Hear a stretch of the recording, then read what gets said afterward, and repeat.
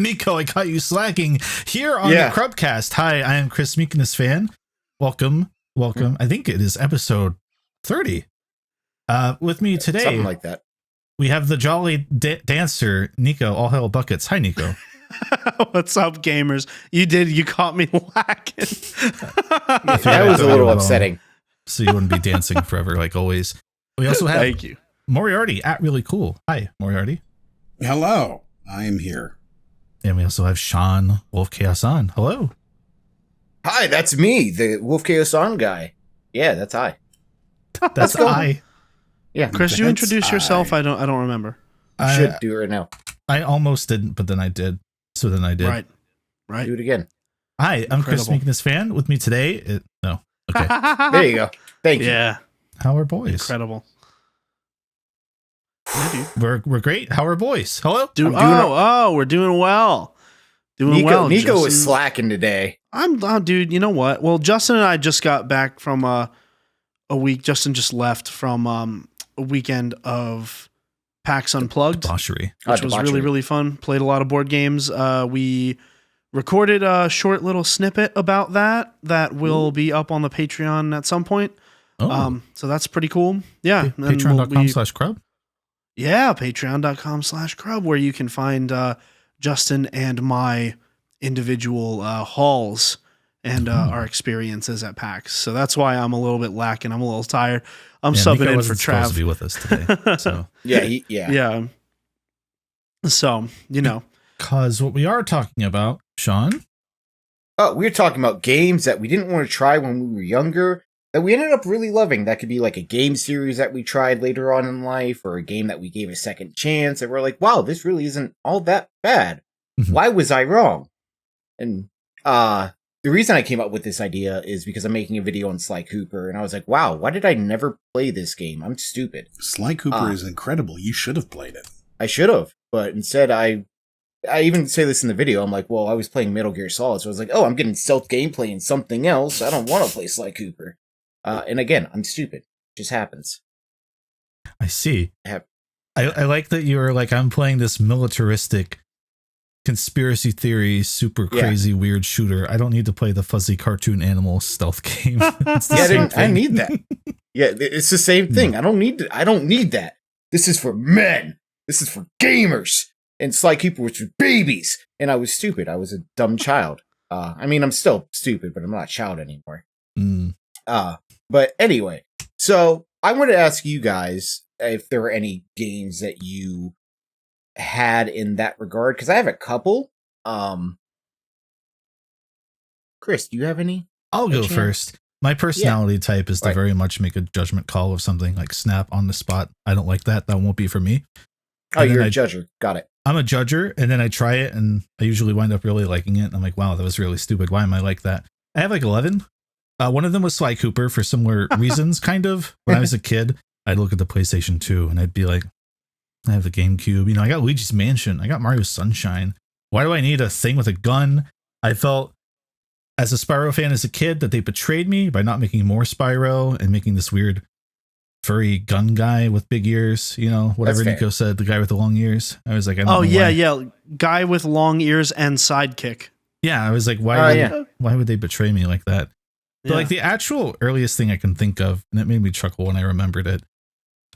We went to the zoo when I was a kid, and I was a big Zoo Tycoon fan. So I was, really getting in there and applying the business experience I learned from Zoo Tycoon while walking around the zoo at like age 8. And I was like, yeah, this is about how I do it, So we went to Sam's Club after, and I saw a copy of Zoo Tycoon Dinosaur Digs on the shelf. I was like, whoa. There's dinosaurs in Zoo Tycoon? That's crazy. And my parents were like, oh, okay. We'll get you that or a plush of a panda to commemorate today. And, they were the same price. And I was like, well, I was sitting there rationally thinking about that at age 8. And I was like, how would the cavemen tend to the zoo? How would you even build a gate to keep the dinosaurs in? And I was like thinking about it literally. And I was like, I don't know how that would work. I guess I want the plush. So I took the plush home, and I always had that little what if in the back of my head. And then years later, I finally played the Dinosaur expansion of Zoo Tycoon, and it turns out that they just make electric fences for all the dinosaurs, and it's literally the same game. And you just hire like scientists, and it doesn't actually take place in the Stone Age, I guess is the way to put it. And it's just more of the same game. And I felt really stupid as I sat there. And turns out it's really fun. And I'm just an idiot. We did, however, learn how you approach things, right? You judge them quickly, and then you hold on to that judgment for years. And I feel that that's really important to know why it took us so long to be friends, right? Like that's... Is that what happened? Probably.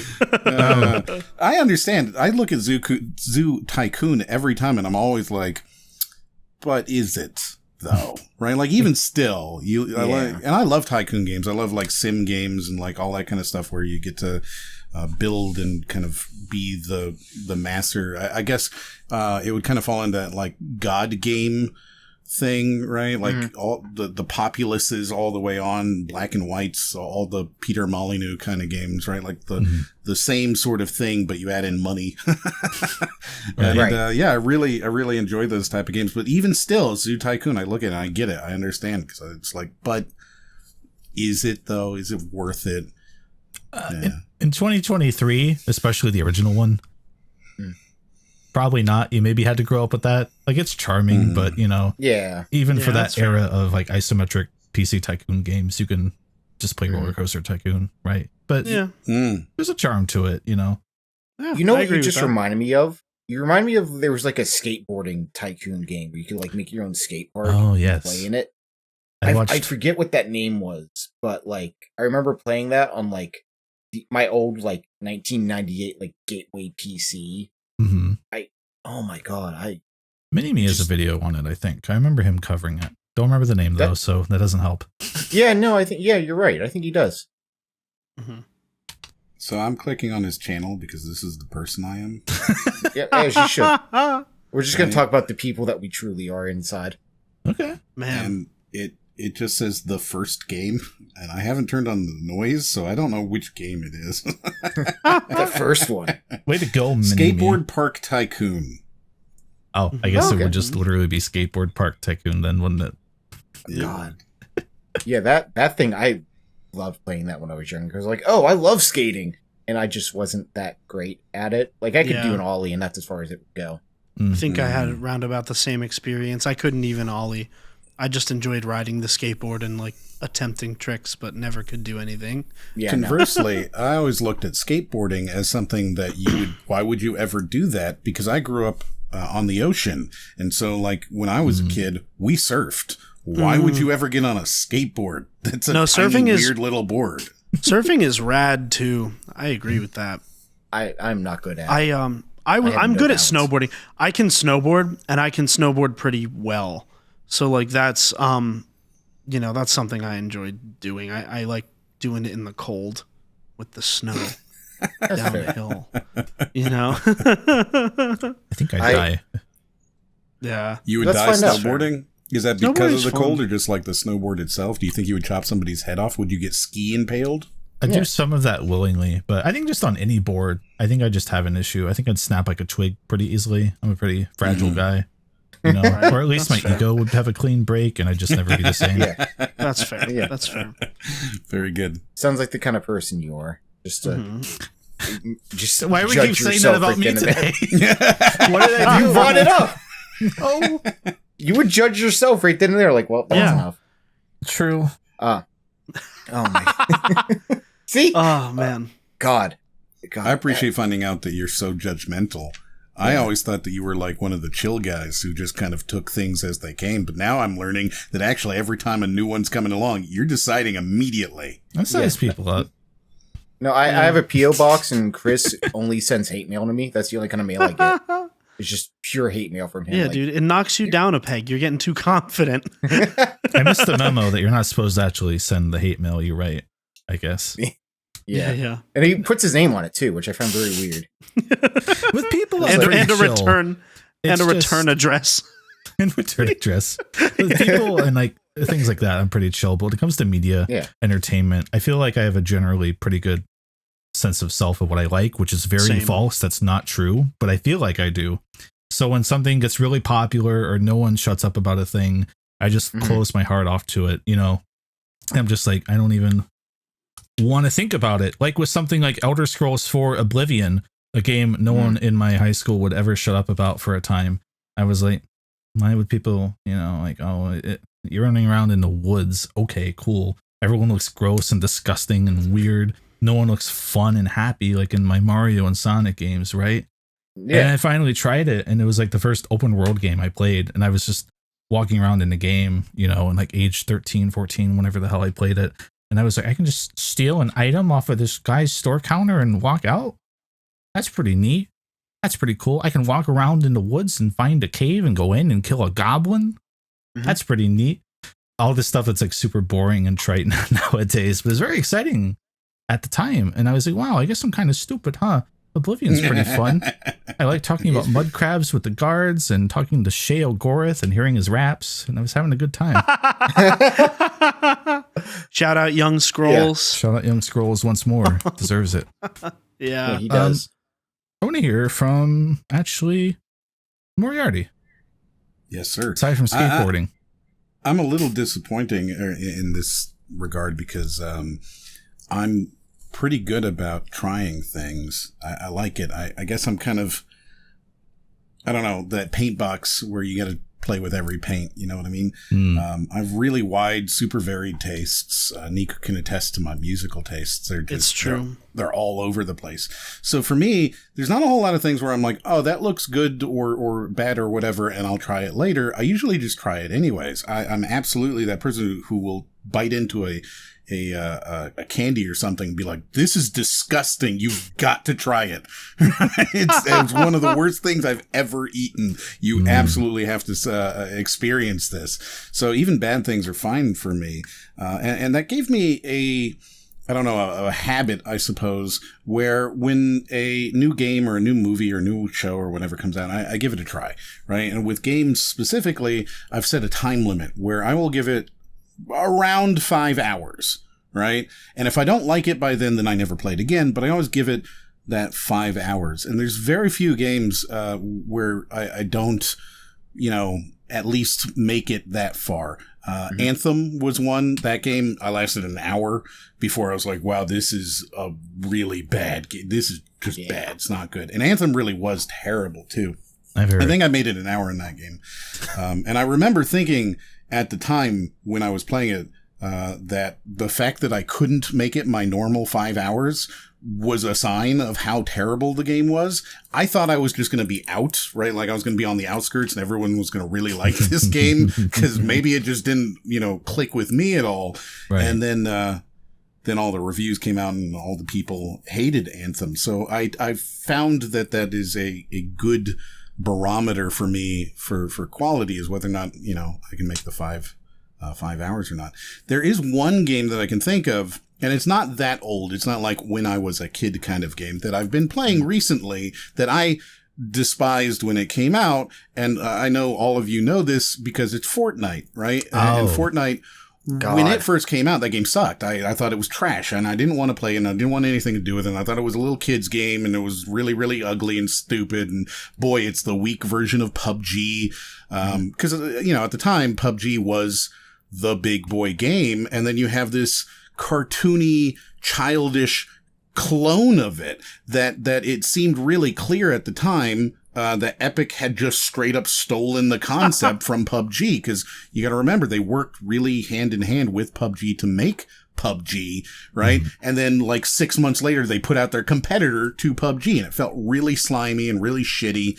And it was this kiddie version, and you know, it was this attempt to save their terrible Save the World game, and it had all this stupid building, and it was really not a good looking game. Because like a lot of people wouldn't know or maybe even remember, right? But like Fortnite was announced in what, 2009, 2010? Something like that, yeah. It's like a completely different, not at all what it is today game. And now it's like, is that even still playable? Can you get to that in the game? It is still playable. Yeah, you can do it, but you got to pay $15 for the right? Yeah. Like it's not even free. It's not even included in the game, which is incredibly dumb to me because I think you could have that be there.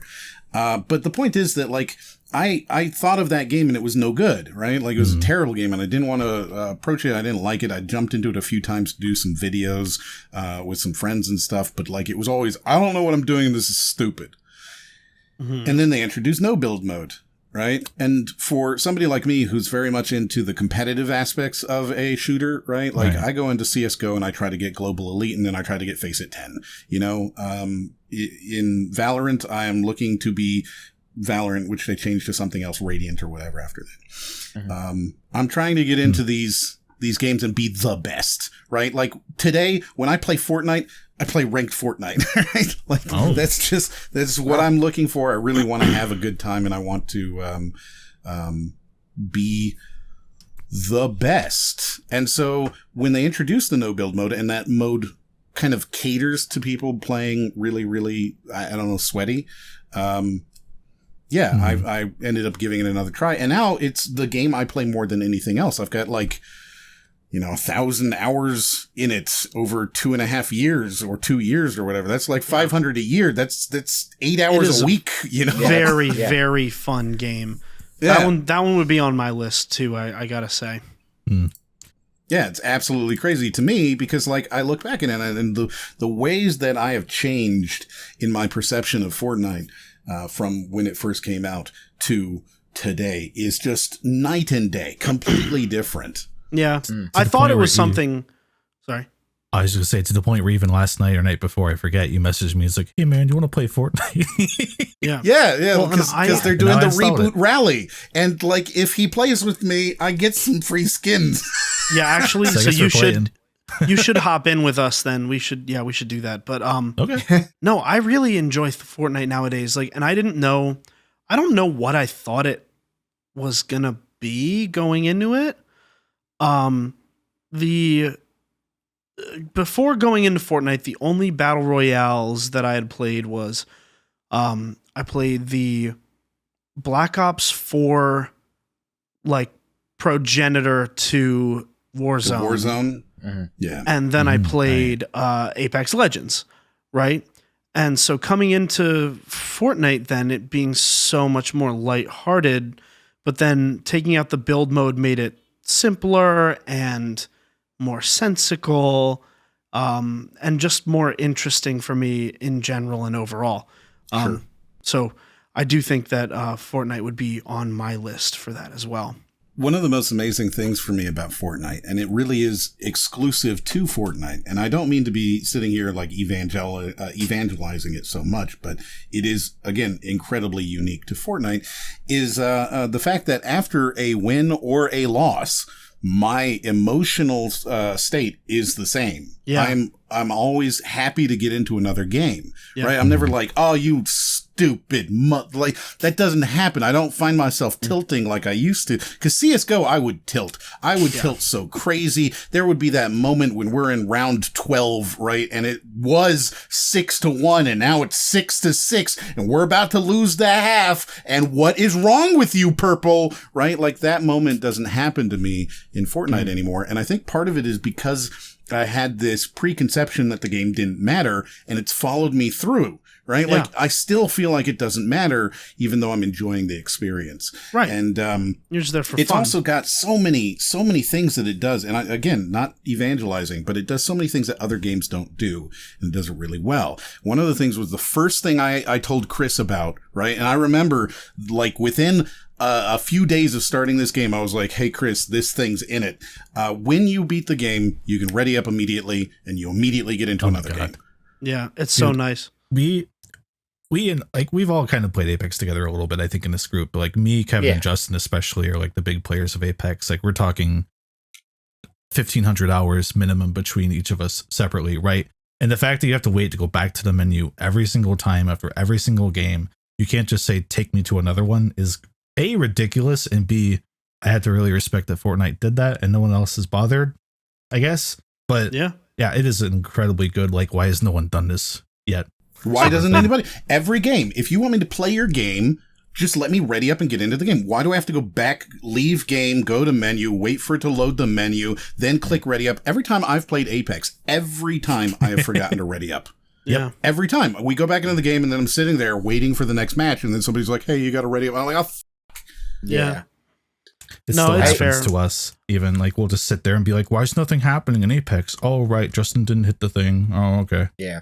It's so just inconvenient, and like I don't understand that design philosophy. They just need to make sure that you are for sure going to play this game. You're not AFK.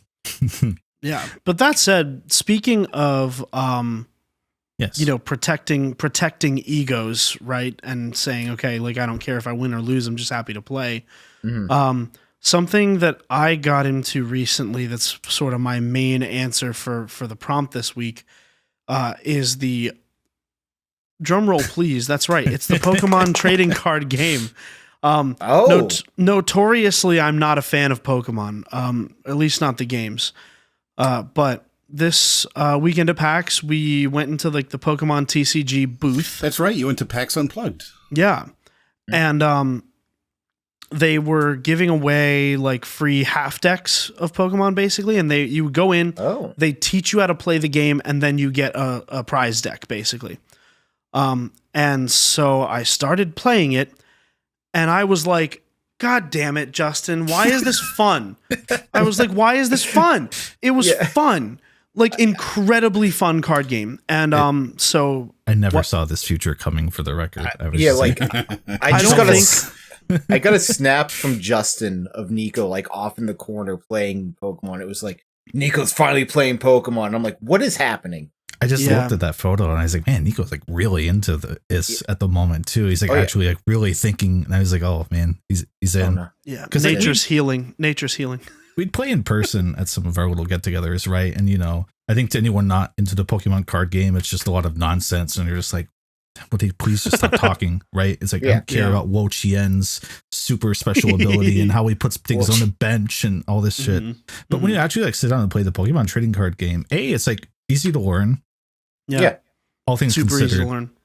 But B, it's actually really fun. And as the lifetime of the guy who knew how to play and everyone else would just collect the cards at school, it's like so gratifying when people actually give it a chance and go like, oh, wait, it's a fun card game. Shame about the spending money to get all the cards part, right? But, you know, it's fun when you get into it. I was able to build my deck for under $40. That's good, and Chris basically described my deck. So I have a Wo Chien grass deck. Right. Of course. And it's built to like attack things on the bench. But then I also have a Meowscarada, who I've been affectionately calling Weed Cat. Right. And as you should. Correct name for that Pokemon. Yeah. And so I'm thinking about a name for the deck, which is like I've arrived at 420 Funky. I can't. This is gonna be like Nico's gateway. This is Nico's gateway into liking Pokemon, and I don't know how I feel about this. Well, so it's nice because I don't really have to like engage with like the in-game aesthetics of the Pokemon. I can engage with them on like a more stylized artistic level, and more of a mechanical level. And so I don't really have to like think about the aesthetic of what I'm doing. I can just do it. Just play the game. Yeah. Your experience with Pokemon is very much actually my experience with Magic. Right? Yeah. I went to high school and I remember all the kids sitting under the stairs playing Magic, right? And always being like, it's weird, right? Like, and just kind of disregarding the entire game because it was this thing that the weird nerdy kids did underneath the stairs at the science building, right? You walk past them and be like, you could be outside in the sunlight. You could at least play this literally anywhere else for one thing. Well, you could be out there. And the thing, I'm sorry. Go ahead. Just the reason that I brought up Pokemon right now was just because we were talking about egos before.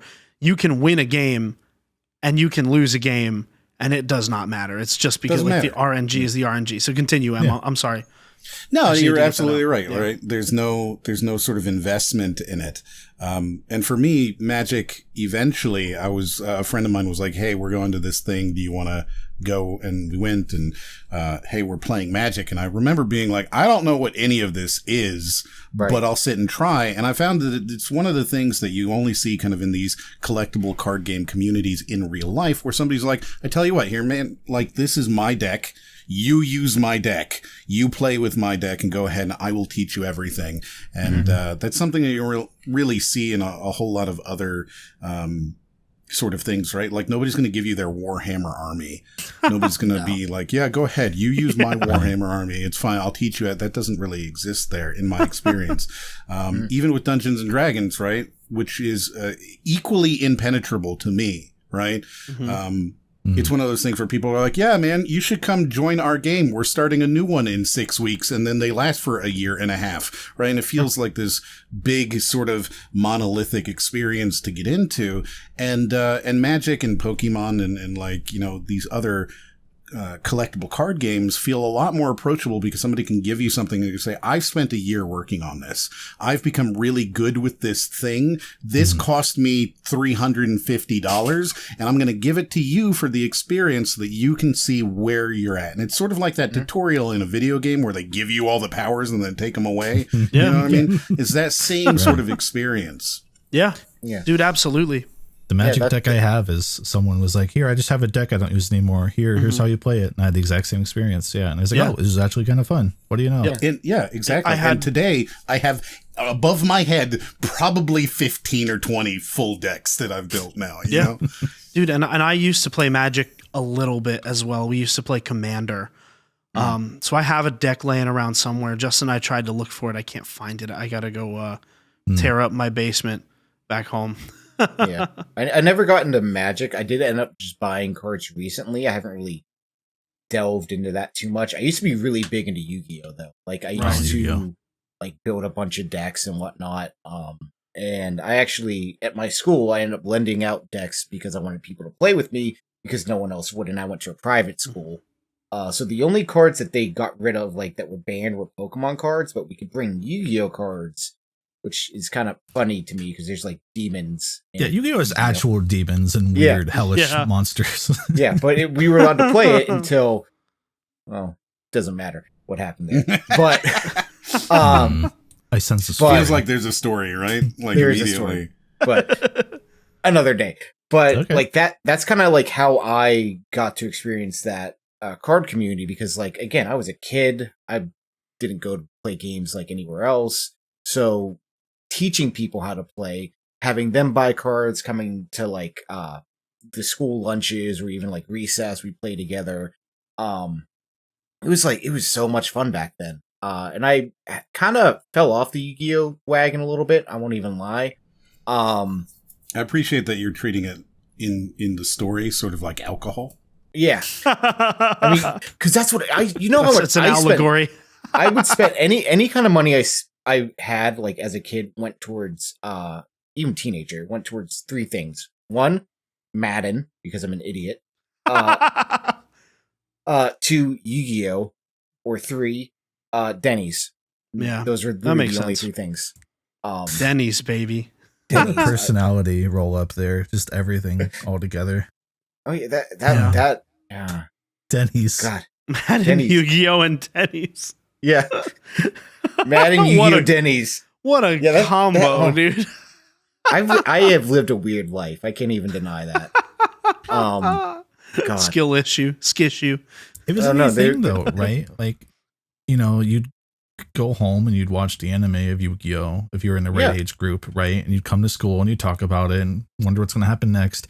And then you try to apply the weird rules they made up for the show that don't actually work in the game. And then someone would get mad and rage quit your match. And it was great. I was the one who didn't. I was the one who didn't allow the. I didn't allow the show's rules. I was like, no, that's incorrect. Like, what do you mean they do? No, it's wrong. It's wrong. I was the same way. I was like, read the card, man. It's on the card. And they'd be like, yeah, but Yugi just did that. I was like, I don't care what Yugi just did. Okay, he has a demon inside of him. I don't. Okay, but He's got that dog in him, man. You can't listen to him. Which is actually, the whole Yugi thing is actually how the card game got banned. Because someone brought up, like, well, he has a demon, like an old pharaoh that's dead inside of him. And then a teacher heard that and, just kind of went very downhill. Okay, I see why you didn't want to get into that without the context of getting into the actual lore of Yu-Gi-Oh, but I understand. Yes. Yeah. Okay. It was like, oh, okay. Another game for me that like I just recently got into in the past couple of years. I tried, Super Smash Bros. Melee came out, and I'm like, oh, this Roy guy, he seems kind of cool. What's he in? And he was in Fire Emblem, and I was not big on real-time strategy games like at all. And Nintendo Switch announced like, Fire Emblem Three Houses, and I was getting into starting to try different genres of gaming again. I had recently done that with Persona 5 because I got off the JRPG wagon for a bit. I'm doing the same alcohol thing again. But this is becoming a problem. I am a problem. Honestly, wagon, and now I'm back on. But JRPGs are kind of a poison, like alcohol, actually. So that one's a little more fitting. It was one of those, like, I knew if I really got into it, I'd lose my soul to it, which I have. I've bought every single Persona 5 thing since. Oh, boy. Yeah. But so Fire Emblem Three Houses was announced, and I'm like, I'll give this a shot. And I loved that game so much to the point where I like ended up getting like I got Path of Radiance from a friend. He let me borrow it and stuff. I haven't played it yet. He keeps telling me to play it, but I'm like, it's right there. I'll get to it, and it's on my backlog. But like, it made me want to like try the series again. And the kind of person I am is I'll look at something, and if it's too like with you, Chris, if it's too like everyone loves it and everyone's talking about it, complaining about it, I'm just like, the fandom's too crazy. I'm just backing off of that.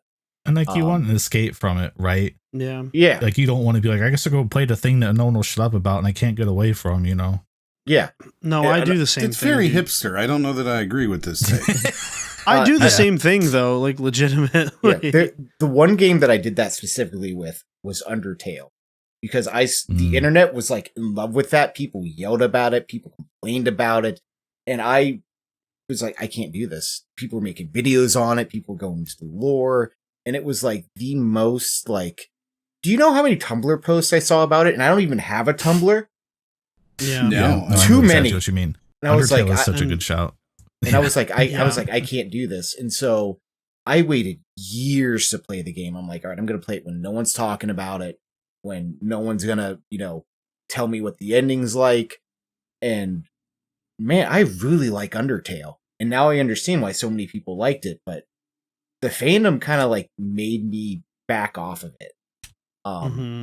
Which is something I'm kind of like realizing that I need to get over, if that makes any sense, because the internet just complains, and I'm like, I don't want to get a part of this and sour the experience.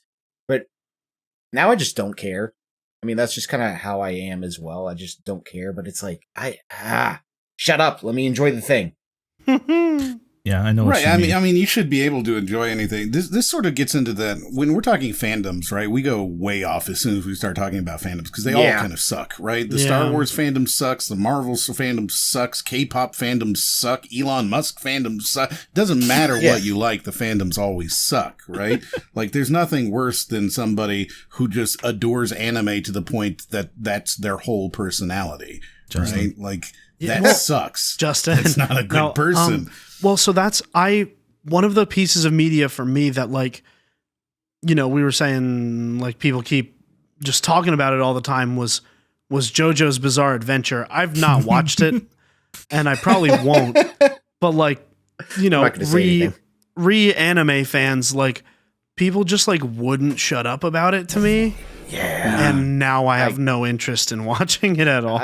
I am one of those sinners, I'm not gonna lie. It's a weird phenomenon if you step back and actually look at. Yeah, I know. It doesn't make any sense. It's tribalism, right? Because it's the same thing as politics. It's the same thing as a political party. If you have a favorite anime and you're willing to argue over it to that point, to that extent, it is no different than having an argument over whether or not you're a Republican or a Democrat. And it follows into, soccer. It follows into all the sports tribalism. It's all the same thing, right? And it's sort of like one of those things where for me, it's like whatever your nerd is, that's cool, right? Whatever you want to nerd out about, that's really cool. To be cringe is to be free. Yeah, do it, right? It's cool, but once it starts becoming your only personality, it really does suck. And I can understand how you would see that and you would experience that. You brought up, Undertale. That really was that kind of a thing where it was like, this is the best game ever made. It's so much better than everything else. There's no other game that could possibly be as good as this. And it's like, Toby Fox made a game. He sure did. And it sure is, pretty systemic, and it's got some cool stuff going on in it, and it's got, music that people like. I mean, Metroidvania is like, or not Metroidvania, God. The Earthbound? song. Earthbound. No. Song. Mother song. Megalovania. That's what Megalovania. Yeah. You can see where my brain's been for the past week. Yes. So Megalovania is one of those songs that, like, it's catchy and it's everybody recognizes and whatever, but when that becomes your personality, it can drive you away from the whole thing entirely. Absolutely. Mm-hmm. Yeah, because when I did finally play Undertale, I actually really did like it a lot, and I was like, I can see why people went so crazy for this. Mm-hmm. Yeah. I also can't blame anyone who always wants to stay away from it for now, just because like there was just a moment in time on the internet where you could not get away from Undertale if you were like a hardcore internet user and like core gaming circles, right? It was just everywhere you went. The skeletons were in every meme. People were just blasting out like memes. And you're like, I don't know what any of this is. It was just so frustrating and confusing. Yeah, and then you play it, it's like, oh, I get why they did that now. Oh well. Yeah. It was just never ending. And like when I was younger, well, I don't even know how old I was, but like I would watch YouTube videos. Younger is a good example because like no matter what, if it happened before now. Yeah, right? yeah.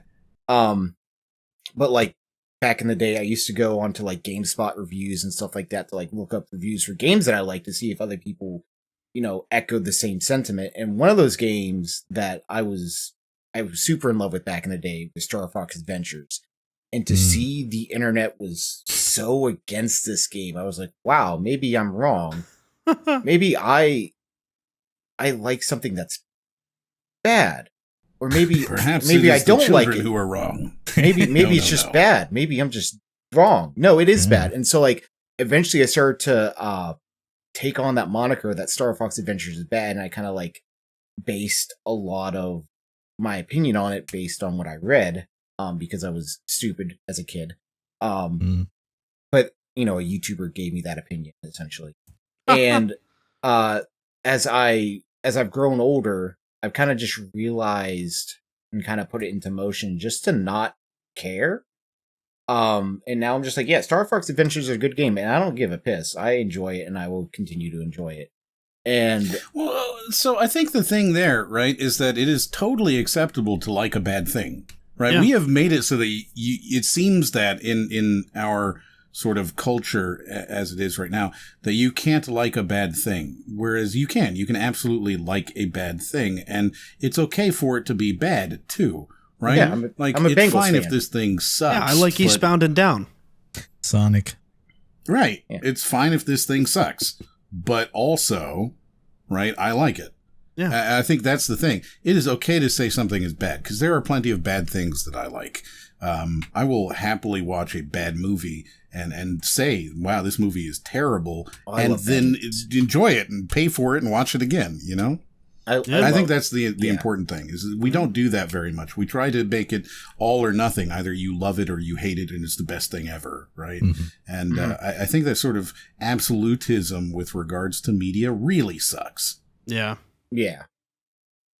Like, it's one of those things that, like, it's like the content creator in me also is starting to, like, look at things objectively. But now, the thing that, like, has taken me time with the videos I'm working on that still have not released is kind of just saying, you know what, screw it. I'm just going to talk about my experience because I just don't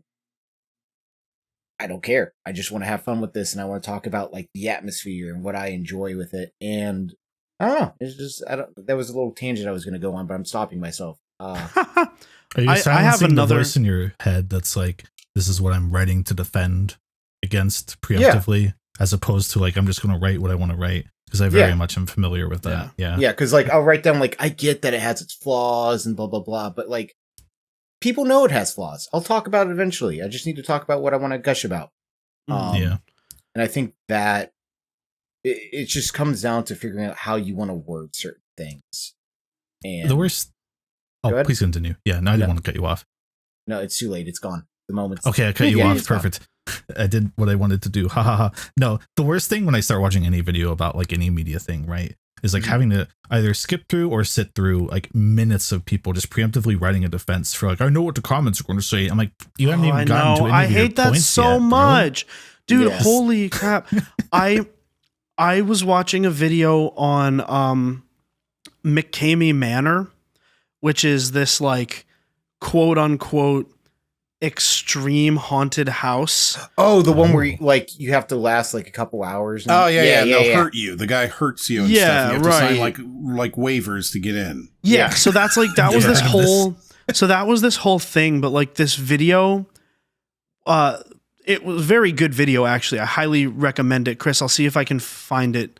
If I can, we can put it in the show notes. But like basically, disproving that the McKamey Manor even exists.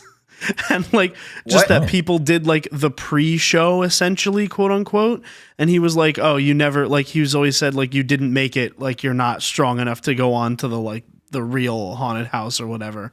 But he would have people literally like in his yard for like days on end, like shaving their hair and like doing stuff to them. But like he showed in his like footage and stuff. Like actually, you're laughing, Chris, but think the Fight Club kind of cult mentality there in the films. Same sort of thing. Okay, it just sounded so ridiculous. It is ridiculous. But in like his promo videos and stuff, he has videos of him like injecting people with stuff, and like the way that they talk about that to me is really funny because they're just like, oh, like injections. There's gonna be injections, like injections of what, dude? That's not scary by itself. But anyway, I digress. I think getting injected with something randomly is kind of scary. I'm not gonna lie. Yeah, but she was saying that like McKamey Manor is like fake and like not real, which then she went on to like pretty much prove it. And like that the injections are all like fiber optic needles, like it's not a real needle, and like things like that, fake blood, all that stuff. And I think that's really, really funny. But the intro to the video was like a 3-minute long disclaimer about like, hey, I'm not trying to get anybody. I'm not trying to like, this is like, these are facts that I have found, or like things like that, or like, I'm not trying to slander McKamey Manor. I'm not trying to do this or do that. And like, boy. Dude, for me, like, if you're in that place where you have to say that, it suggests to me, and maybe this is just the video essayist in me, that you're not particularly firm or confident in the concept of your video, right? Like, if you're doing that, clearly there's a problem with I like the way concept. that YMS does it, because they just like flash the disclaimer on screen for like a second. Your movie sucks. Yeah, but he also he's confident sucks. in what he's saying, right? Like when he's talking and saying, oh, The Lion King is bad, he's not saying that because, whatever. When he did his Kimba video, right? Like, he'd done a year of research on it. He knows what he's talking about. Yeah. He's not scared to say this thing is this thing. Yeah. And so I feel that there's a level of confidence there that's really important. And perhaps if you're writing, and here's some unsolicited NewTuber advice, right? If you're sitting there writing a video and you're going through your script and you find that you are writing too many caveats to protect the inevitable comments, perhaps you need to rewrite the whole thing, or maybe not even cover it. Chris is writing it down. He's writing it down. I'm just kidding. Right. I realize like when you start trying to defend yourself, are you really making a video about a thing you enjoy, or are you defending a thing? Right, which is fine. It's fine to say, I like this thing. And there's nothing, there is no argument. You can go out there and you can say, I'm going to use The Marvels just because it came out and it's the lowest grossing Disney film of all time, right? So you could go out and you could say, I love the Marvels. I'm a huge The Marvels fan. I thought it was really enjoyable. And, I enjoyed every moment. And I really love Brie Larson. And I really love, I don't remember the names of any of the other actors in the film, but you could say that. You could say these things, right? And like, there is nothing to be argued with there, right? Like, that is an unassailable position because it is your personal subjective opinion. I think that's totally fine. It's when you start saying, no, it's a good film, right, that these arguments start to creep in about the, we're going, I don't even know how we got to this subject, but I do have another entry. I have another entry for the original prompt if we want to get back to it, but I don't care either way. Okay. Yeah. I'll do whatever. I'm kind of liking the free form too. Continue. Yeah. Well, I mean, that's the thing, right? Like, that's really kind of the end of it, is that you are allowed to like a thing. But there is a difference between being sort of critical about it and like understanding the critical aspects of it. Yeah. Having that sort of, it gets tossed around. I hate this term. It gets bandied too much. Media literacy, right? Yeah. Oh. Like being able to read what a film is about, being able to understand what a book is about, being able to understand like the kind of core, the difference between what a character does and then what that means, right? That's something that you don't really see a lot. No, that's fair. And so that sort of media literacy, being able to read a book or being able to watch a movie or being able to watch a theater film or whatever, and understanding the deeper stuff is something that's difficult, and it takes a lot of time, right? A lot of people just don't get it because you got to put time into it. You got to understand it, right? Yeah. Was your first YouTube video good? Nope. No, I don't know. It sucked, and it doesn't matter. I've never seen it, and it doesn't matter who you're talking to, right? Like, it's trash. My first video was trash. Everybody's first video is trash, and that's technically part of speaking, yeah. Mm-hmm. It's bad. It's just bad. Your first song. Do you remember the first song you did, Nicco? I bet dude, it absolutely. Good. Oh, not good at all. Yeah, not good at all, dude. Because I mean, it takes time. Yeah, it takes time. I mean, and first of all, right, like, I think we all know that like skills of the trade sort of come with practice, right? Mm-hmm. And like one of those things is critical thinking, right? You know, and of course, well, I suppose what I'm getting at is that, you know, just like me practicing an instrument, for the rest of you as commentators, you practice your critical thinking in that way. You know, because if you don't, then that's when you get short-sighted analyses and ultimately don't add anything to the conversation. Whereas by virtue of all of you sort of practicing that, you're able to give that deeper insight. And I think it's a matter of practice rather than maybe strictly literacy. Yeah, it is a little bit of both. But the thing is that you become literate by practicing. That's exactly the point. Agree strongly. Of what I was saying there. Yeah. Right. Is that in order to be able to look at something and say, this is good, this is bad, you can't just do it. Because the first time you say something is good or bad, you're going to be doing your first YouTube video. It's going to be bad, right? The arguments aren't there. You have to start looking at, and I don't recommend you do this, by the way, okay? Because I tell you what, over the past 5 years, I've become uber critical. I see the problems and things. I start looking at it like a critic all the time, even things I really enjoy. I have that problem too with music in that you look at it from a musician standpoint, engineering perspective, and a you know, production standpoint, a writing standpoint. Like, yes, I think about all of it, and it's, I mean, I've gotten very lucky in that, you know, I can't look behind the hood of a song and say like, this is exactly what's going on sort of on the production end of it. So that you can just enjoy it. Yeah. But like, I remember, Slipknot released a record in like 2020, I think. I know what you're talking about. Yeah, and I was like I was like kind of excited for it, and I was trying to listen to it, and it was just not listenable because the mix was so muddy and just so bad. And like, you can, I mean, again, with a band with like 14 drummers, like, what do you expect the mix to be like? Right? Like, it's not it's not easy to mix that music, especially when you tune your guitars all the way down to the same frequency bands as the drums. And so it's, you know, from a production standpoint, it's a challenge. I feel for those engineers.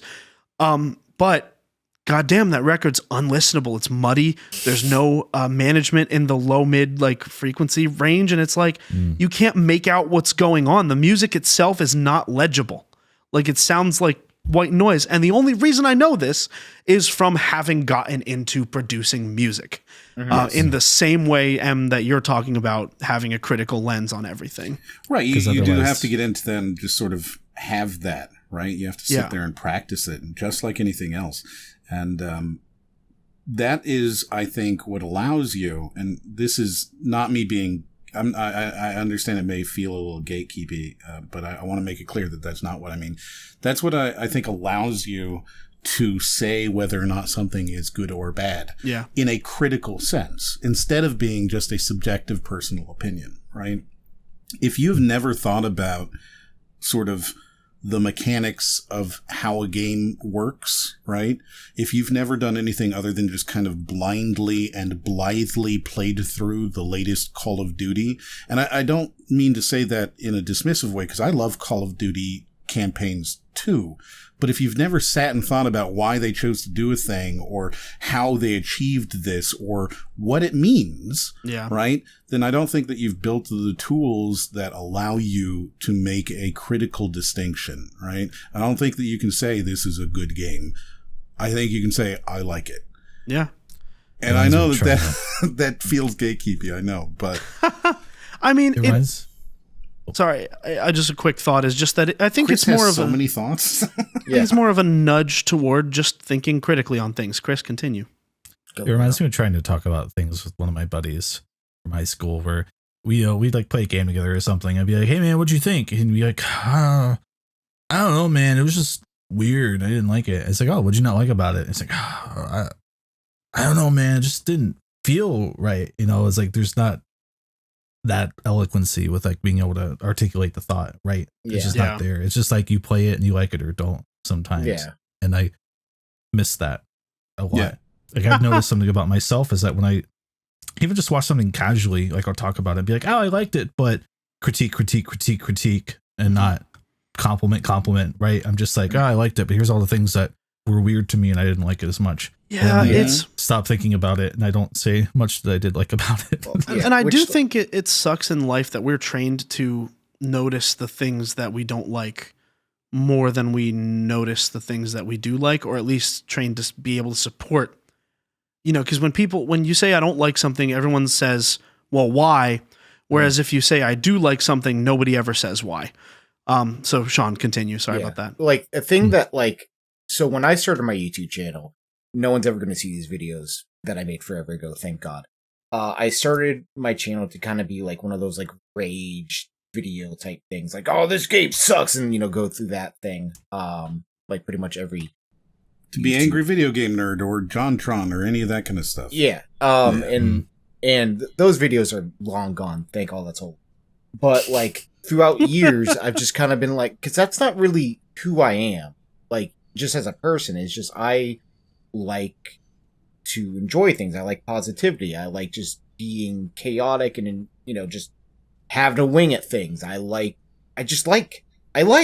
Yeah. And Yeah. And well, I'm a hater, but so speak for yourself. But so like throughout some of the videos that like I've been working on, and again, I need to actually upload, but I've been focusing more on like, what do I like? Why do I like this? And I even sat down and wrote down like an entire list of games I want to cover, rather than games that like, are coming out recently or games that like annoy me. I'm like, no, what do I really like and enjoy and want to talk about? And trying to pivot like what I started YouTube as, which I was like, people like the rage, people like the anger. And now I'm just like, that's not who I am. So I just need to like pivot to who I am and just kind of like express that in the form of videos. And so a thing that like I've been kind of experimenting with is I've been learning how to do a video essay with humor, to the point where it's just like I'm focusing on the positive stuff. And while there are some things that like I don't like and I'll make fun of it, I'm still making fun of myself in those moments as well.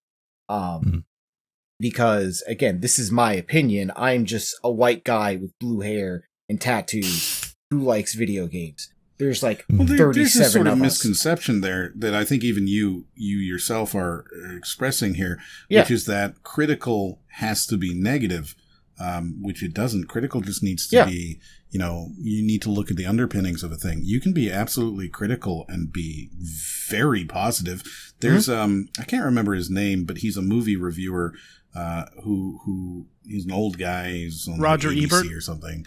No, Ebert's dead. Yeah. But he Siskel's dead too. Siskel may be dead, but he was very positive, and I can't remember his name. Leonard Cohen, that's it.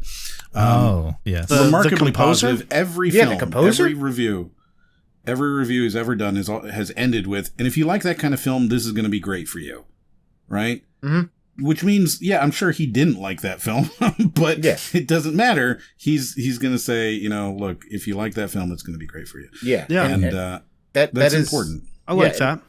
I agree. Like, the misconception is being critical means critically bad. Yeah, that's not the correlation. That was something that, like, again, I struggled with, because I'm like, I have to be critical of this. I need to really pinpoint blah blah blah. But now it's just like, no, I'm just having fun, dude. Let's have a good time. Mm-hmm. Let's have a good time, dude. Yeah, dude. And one of the things I've been trying to do a lot recently is think more critically about song lyrics as I'm listening to them. Because I'm trying to get those like synapses firing on writing, because that's my big bottleneck with music, right? It's like I make beats every single day for the most part. Like, I'm well practiced. I have a lot of reps in. I have a lot of good stuff on the musical end just sitting there, and it's been sitting there for years, because I can't write lyrics just yet very quickly and efficiently. I'm the opposite. I sit down and I just write. Yeah, like, I wish I could, dude. I don't know. I'm struggling with whether or not I have anything to say, but that's why I'm trying to get the practice reps in and think critically about these lyrics as I'm consuming them. So I suppose coming out of that, I do have a question for you guys, which is, when you're watching content similar to the content that you make, is it more than just, I'm watching this from a producer lens?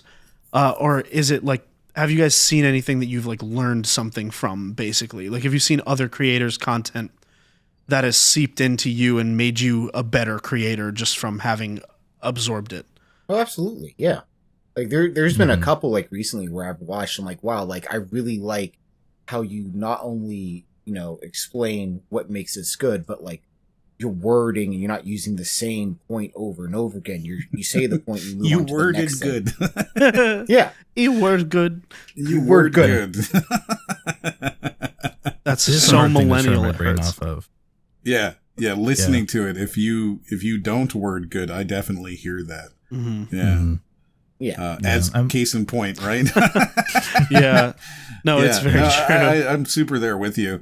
I think more recently there is the H Bomber guy video on plagiarism, and while watching that video, I was amazed, absolutely just like, as a creator, shocked and flabbergasted by how incredibly well he managed to keep my attention for 4 hours, right? Like, it didn't feel like a 4-hour video to me. No. I came away from it going, holy shit, I just watched 4 hours and I want to go watch more because he did it so well. And so, yeah, absolutely. When there is a creator who does something that is just above and beyond, I notice it.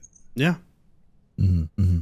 As I'm sure your 12-hour game video will do for others. Perhaps, yeah. I would say so. I would say it's almost inevitable that it does. Yeah. Well, fellas, should we get into our Patreon question of the week? Do we have one? Oh, I was going to ask Chris, do you have any? Or we just go? Oh yeah, do you have any, Chris? Patreon questions? Yes, no, of course. No. I posted it in the thing. People, I'm afraid to go creators, to it because I don't want our cameras to go off screen. Creators, I did. Creators, you'll learn something from. Yes, but I can't think of any specific ones at the moment. So okay, let's keep on going, please. Yeah, that's what I thought. Okay. All right. Can someone get it for me? Yeah, I got you. So the Patreon question of the week. Actually, Sean, before you do that really quick, if you want to get your question on the Patreon question of the week, visit us at Crub, at patreon.com/Crub. Follow us on our socials at Crub Official everywhere except for Twitch, which is Crub_official. We are live every Tuesday at 6:30 p.m. Eastern Standard Time. And come hang out with us. Exclusive pre and post show for patrons. Thank you, Sean. And go on. Okay, so the Patreon question of the week from Lan is: has the number of entries in a game/movie series ever put you off from getting into it? I'm currently 2 games deep into my latest run of Yakuza series, and I'm not even sure I'll be able to actually catch up with the series before the 2020s end. Added them. Does being a completionist contribute to that feeling? Ooh, it's funny because Yakuza is exactly the one that I would think of. There's like 95 of them, and everybody says they're so good, but so good, though. Can't possibly I'll never play it. Well, you only need to so many. There's only a couple that are essential viewing. I mean, okay, but also. Yeah, no, I so feel yeah, that. I think but that's anyway, my answer there. Yakuza, because for me Yakuza. it's Lord of the Rings. Sorry, Chris, you go. Oh, I was just going to say, I found Lan's phrasing amusing because they're like my latest run. I was like, how many runs of the Yakuza series have you done for this question to even come up? Wait, Yeah. Lan. I mean, Are you okay? enough to know that they can't finish it in 10 years. I'm trying to, for me, I don't really think so. There's just certain game, I want to get in the Yakuza series, but I know, I want to start from the beginning, and everyone's like, oh, you should start this one instead. No, I want to just go through them all. I need to experience this. Well, the newest one is apparently the perfect entry point. Don't get me started. Of what? Sorry, Sean, say that one more time. But, because, I want to start at the beginning of Yakuza. Yakuza. Like, oh, you should start at this point instead, or this point instead. No, I want to do the first one. I would say Persona 5 was also kind of like that for me, because I was like, oh, there's 4 of the ones, and I don't even know how to buy the first 2. Yeah. And they were like, 5 is 100 hours. Yeah, and they were like, Sean, just try it. And I was like, okay, cool. And then ended up really loving that game. But for me, not really. There's just certain things that I just am super interested in trying out that I will eventually get to, and I want to start at the beginning because I want to see how it built up to what it is now. What were the seeds that were planted to build this tree that everyone just consumes from? Especially things that you like the aesthetic of, that you're like, I could really buy into this. Mm-hmm. It's rough sometimes. It's Devil May Cry for me. Because that's too many entries, and I mean there's 6 games or 5 games or whatever, 6 games. And I tried playing the first one, but the jank just doesn't work for me. Mm-hmm. And it's mechanical barrier. Yeah, that's the thing too. There's a mechanical barrier, but it's also that there's a lot of them, and I don't want to start in the middle of the singular story. It is what it is. I don't know. It was Lord of the Rings is too many hours of watch time for me. Mm-hmm. I can get that. Yeah. I'm a Lord of the Rings slut, but I understand. No, that's fair. And it's completely understandable. I'm just too many hours ahead of you to watch, Fair. Chris, what's yours? It was DMC, but then I just said screw it, and I started with 5, and it has a story. There is a through line, but honestly, there's enough campy, funny moments, and the gameplay's good enough in that one to I was like, I actually got everything I needed out of this one entry. Maybe I can just play that then. We'll see. Just jump to 5. Yeah. Yeah. That works for me. Persona 5. Granted, it's a little different because those are just contained stories within its own universe. But yeah, that's fair. Still, that's fair, and that's fine. For me, it's an attention span issue, but I really feel like I would like the Fast and the Furious franchise as a whole. Yeah. Just as an entire stupid saga. But I sit down to watch a movie, and I'm just sometimes just I just can't, and then I don't, and then I just forget to for years. I think I have the first 6 on Blu-ray, and I watched the first one 2 or 3 years ago. I was like, huh. Then, oh, dude, you know what? I haven't been back. That actually reminded me of Halloween and Friday the 13th as well for me. Oh, there's so many entries. Yeah, so many. So many, dude. As soon as you say cinematic universe, I think I'm kind of out at this point. Yeah. Understandable. Yeah, no, I agree.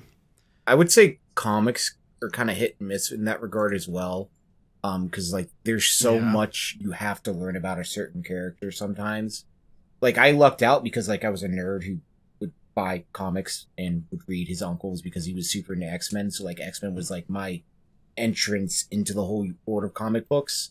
But like imagine I could not imagine getting into comics now and trying to figure out where to start. Like that feels like such a monumental obstacle to figure out where to begin, what not to read, what's canon, what's not canon. Like that's kind of mind-blowing to me. I'm in the weeds of it with Pokemon TCG right now. There's just so many cards. Yeah. There's so many cards, dude. And they have expiration dates, apparently. Yeah, right. Like, I don't know. It's just there's so many cards, so much you can do. I don't even know all the mechanics of like the game because I didn't realize there were type advantages and disadvantages until like late in a game that I was playing with one of my friends. And it I'm in the weeds with it, man. There's a lot. So we're working through it. Makes sense. Anyway. All right. I think that's it, fellas.